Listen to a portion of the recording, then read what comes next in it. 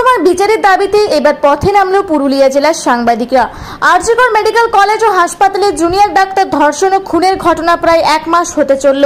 এই ঘটনার প্রতিবাদে এবং দোষীদের দৃষ্টান্তমূলক শাস্তির দাবিতে সারা দেশ জুড়ে আন্দোলন শুরু হয়েছে। এবার পথে নামল পুরুলিয়া জেলার সাংবাদিকরা। পুরুলিয়ার ট্যাক্সি স্ট্যান্ড থেকে সাংবাদিকদের পক্ষ মিছিল শুরু হয়ে হাটের মোড়, কোর্ট মোড়, হাসপাতাল মোড় হয়ে ট্যাক্সি স্ট্যান্ডে এসে শেষ হয়।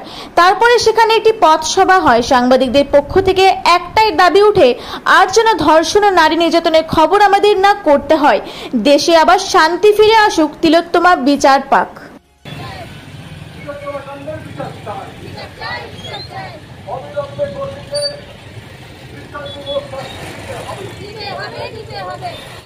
অদ্ভুত আধার এক এসেছে পৃথিবীতে।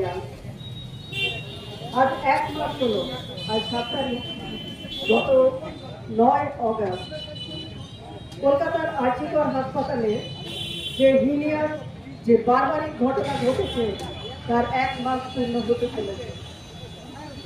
আমরা সাংবাদিকেরা প্রতিদিন খবর করছি রক্তাক্ত হৃদয়ে।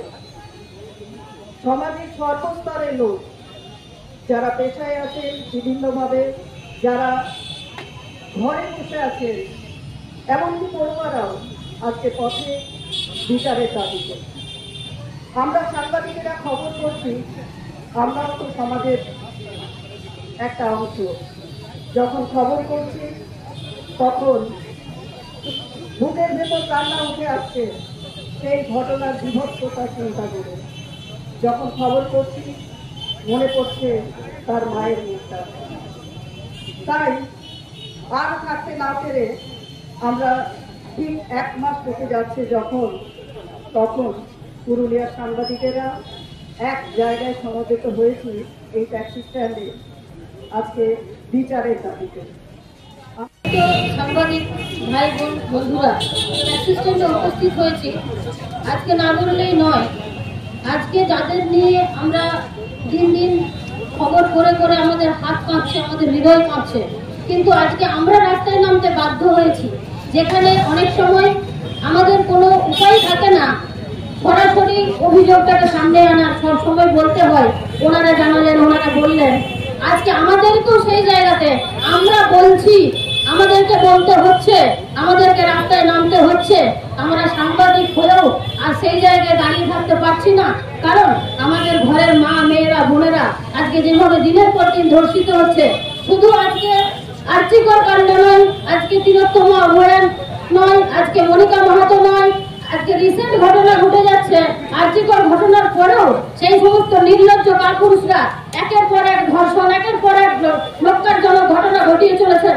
তাই আজকে আমরা আর সত্যি ঘরে বসে থাকতে পারছি না, আমরা রাস্তায় নামতে বাধ্য হয়েছি। শুধুমাত্র জনসাধারণ, সমস্ত যত আমাদের বসবাসকারী মানুষজন আছে সবাই রাস্তায় নেমেছে। আলাদা আলাদা নিজস্ব দলে হোক, নিজস্ব গোষ্ঠীতে হোক, কিন্তু সবাইকে একত্রিত হয়ে রাস্তায় নামতে হয়েছে। আজকে আমরা যারা সাংবাদিক তাদেরকেও মুখ খুলতে হচ্ছে যে আমরাও রাস্তায় আসছি, আমরাও রাস্তায় নামছি।